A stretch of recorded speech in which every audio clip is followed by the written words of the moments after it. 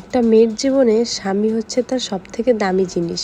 So hey everyone, good evening and welcome to my another mini blog. আজকে যে তোমাদের সঙ্গে এই ভিডিও শেয়ার করছি, এই ভিডিওর ক্রেডিট কিন্তু পুরোটাই আমার শাশুড়ি এবং আমার বর বাবুর কাছে যায়। তো সেদিন ছিল আমার জন্মদিন, যেহেতু আগের দিন আমার ছেলের জন্মদিন গিয়েছে, তাই আমার বরবাবুকে বলে রেখেছিলাম যে সেদিন আর কিছু না করতে, কেক টেক যেন না আনে, কারণ পাপার তো অনেকটাই কেক রয়ে গেছে ফ্রিজের মধ্যে, কে খাবে ওগুলো, আমাকেই খেতে হবে, তাই আর কোনো আয়োজন করব না। আর সেদিন ছিল বৃহস্পতিবার, আমাদের বাড়িতে তো বৃহস্পতি শুক্র শনি নিরামিষ, তোমরা তো জানোই।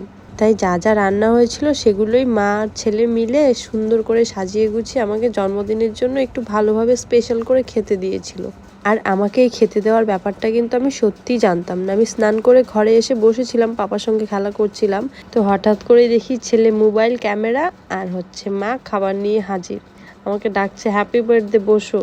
আর আমার বরটা না খুব খুঁতখুঁতে, মা দেখো দিচ্ছে একভাবে, না হবে না, এটা এভাবে দিতে হবে, ওটা ওভাবে দিতে হবে, সে বলে বলে শেষে নিজেই করে দিচ্ছিল।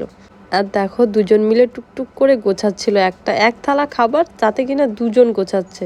মায়ের রান্নার ফাঁকে কখন যেন পায়েসও বানিয়েছিল। এই দেখো, একটি মেয়ের জীবনে এর থেকে বেশি ভালো কিছু আর হতে পারে বলো তো? শাশুড়ি আর বর মিলে এরকম একটা সারপ্রাইজ। মা কিন্তু প্রতি বছরই আমার জন্মদিনে লুচি আর পায়েস করে।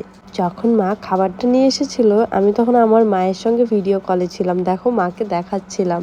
সেদিন বলা হয়নি, তবে আজকে বলছি থ্যাংক ইউ মা, আর থ্যাংক ইউ বরবাবু। আর আজকের মতো টাটা, বাই।